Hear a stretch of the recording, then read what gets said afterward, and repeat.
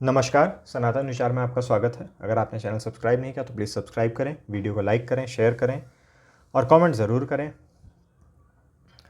न्याय दर्शन की चल रही श्रृंखला में ये चौथा वीडियो है। थोड़ा सा मैं संशय में था कि कौन सा संस्करण तर्क संग्रह का इस वीडियो में कवर किया जाए, क्योंकि हमें 6-7 संस्करण हैं जो कवर करने हैं।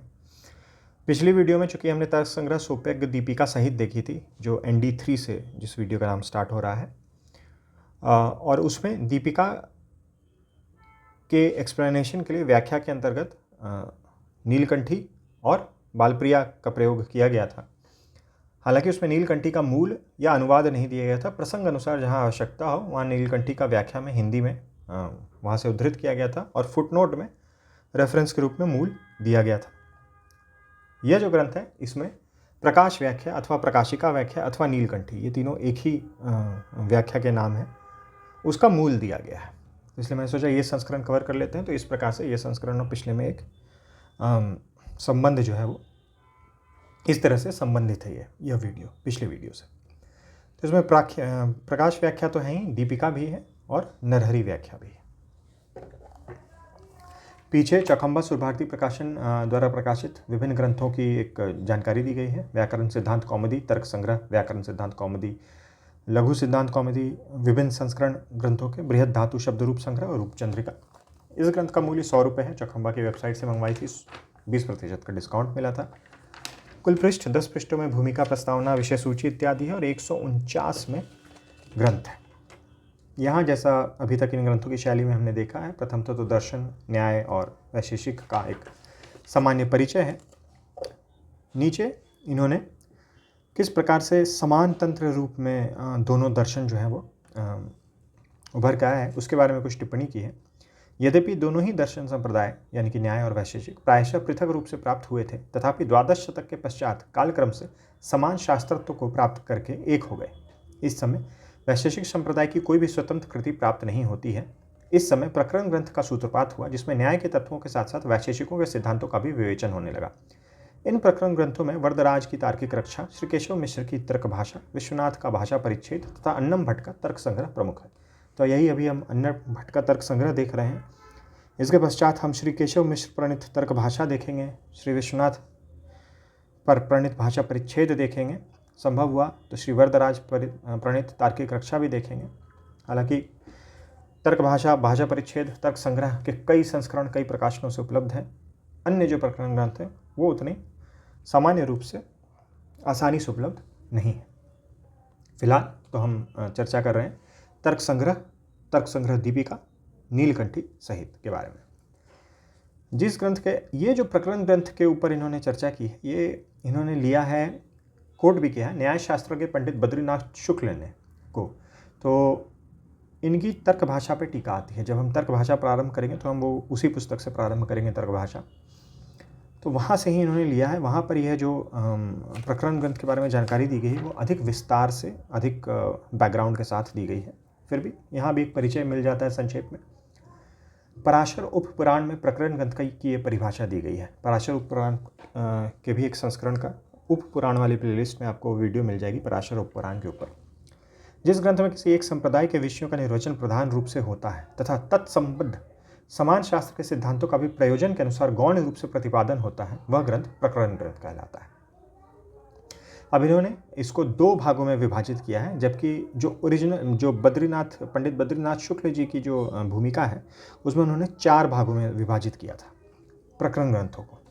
इन्होंने 2 भागों में विभाजित किया है। एक है न्याय दर्शन प्रधान प्रकरण ग्रंथ और एक है वैशेषिक दर्शन प्रधान प्रकरण ग्रंथ। तो न्याय दर्शन प्रधान प्रकरण ग्रंथ में न्यायसार, तार्किक रक्षा, तर्क भाषा, न्याय सिद्धांत दीप, न्याय मंजरी। वैशेषिक दर्शन प्रधान में न्याय लीलावती, शब्द पदार्थी, भाषा परिच्छेद और तर्कामृत।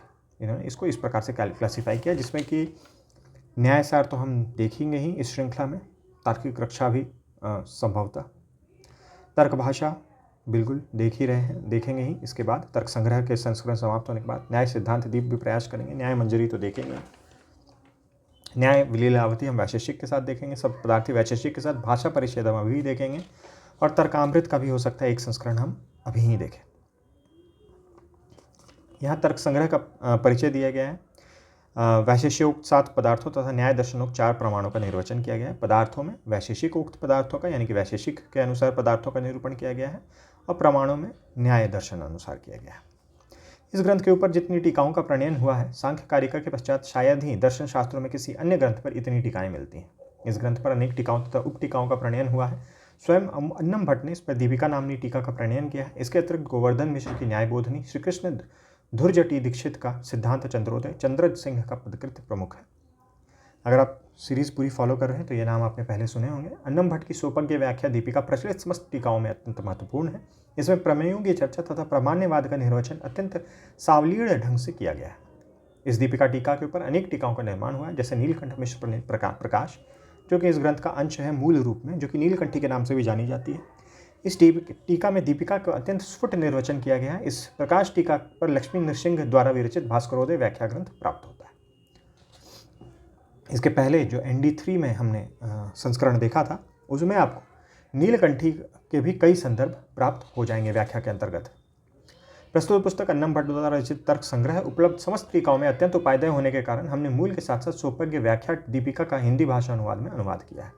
दीपिका व्याख्या के साथ प्रकाश टीका को भी हिंदी दिया गया है, हिंदी नहीं दिया गया, प्रकाश टीका को भी दिया गया है तथा अनुसंधान हेतु दीपिका तथा प्रकाश की समीक्षात्मक व्याख्या हिंदी भाषा में दी गई है। तो जो नरहरि व्याख्या है वो दीपिका और प्रकाश के आधार पर उन दोनों को समीक्षात्मक व्याख्या हिंदी भाषा में दी गई है। इस हिंदी व्याख्या का नाम हम अपने पूज्य पिताजी स्वर्गीय पंडित रत्न नरहरि षडंगी जी के नाम पर नरहरि रखा है। तो नरहरि जो है वो दीपिका और प्रकाश के समीक्षात्मक रूप से व्याख्या की गई है, लेकिन उसमें सार रूप से ही दोनों को प्रस्तुत कर दिया गया है। उनका एक समीक्षण करके उसमें अलग अलग कि नरहरि में ये कहा गया है, दीपिका में ये कहा गया है, उस प्रकार से विस्तृत रूप से इसमें विवेचन नहीं किया गया है। विषय सूची है, इसके लिए आप ND2 अगर देखेंगे तो तर्क संग्रह में क्या क्या प्रतिपाद्य विषय हैं वो कवर हो जाएंगे उसमें, जो कि चौखाम्बासुर भारती प्रकाशन द्वारा प्रकाशित श्री गोविंदाचार्य रचित जो संपादित जो संस्करण है उनकी व्याख्या के साथ। यहाँ से मूल ग्रंथ प्रारंभ हो रहा है। पहले तो मंगलाचरण है, नरहरि व्याख्या जो इन्होंने दी है डॉक्टर षडंगी द्वारा। दीपिका दिया गया है, दीपिका का हिंदी में अनुवाद दिया गया है। प्रकाश व्याख्या दी गई है केवल मूल में, फिर दीपिका व्याख्या दी गई है। प्रकाश दीपिका इस प्रकार से है, दीपिका जहाँ भी है उसके नीचे हिंदी में अनुवाद दिया गया है। फिर प्रकाश दीपिका और नरहरि फिर कहीं जगह सार में है। हर जगह अंत में, हर जगह दीपिका या प्रकाश के अंत में आपको नरहरि नहीं मिलेगी, अधिकतर स्थानों में नरहरि है। यहाँ पे हिंदी में नरहरि दी गई है। जो दीपिका का अनुवाद है वो बहुत सरल हिंदी में नहीं दिया गया है। वो अनुवाद में शब्दावली जो है वो जटिल रह जाती है कई स्थानों पर, लेकिन जब आप नरहरि पढ़ते हैं तो काफ़ी चीज़ें स्पष्ट हो जाती हैं। लेकिन नरहरि जो व्याख्या है वो बहुत ज़्यादा विस्तृत नहीं है। ग्रंथ का कलेवर आप देख सकते हैं, प्रिंट का कोई खास इशू नहीं है, प्रिंट साफ है, स्पष्ट है, अच्छी क्वालिटी का प्रिंट है। थोड़ा सा पुराना है लेकिन उससे कोई कठिनाई नहीं है। सरल भाषा में नरहरि में ही आप उसका अर्थ समझ सकते हैं। इसके अलावा नरहरि में एक और नई चीज़ है जो अन्य ग्रंथ में, अन्य संस्करणों में मैंने नहीं देखा। कहीं कहीं डायग्राम के माध्यम से समझाया गया है। कॉन्सेप्ट जो है वो कुछ स्थान पे सिंपल ही है, जिनको डायग्राम के माध्यम से समझाया गया उनको पढ़ के भी समझ में आ जाता, लेकिन डायग्राम के माध्यम से समझने से थोड़ा और स्पष्ट हो जाते हैं। पाठक जो है वो कन्फर्म हो जाता है कि वो जो सोच रहा है, जो समझ रहा है, जो अर्थ निकाल रहा है वो बिल्कुल सही है। इस प्रकार से 2-3 स्थानों पर ऐसे चित्र दिए गए हैं।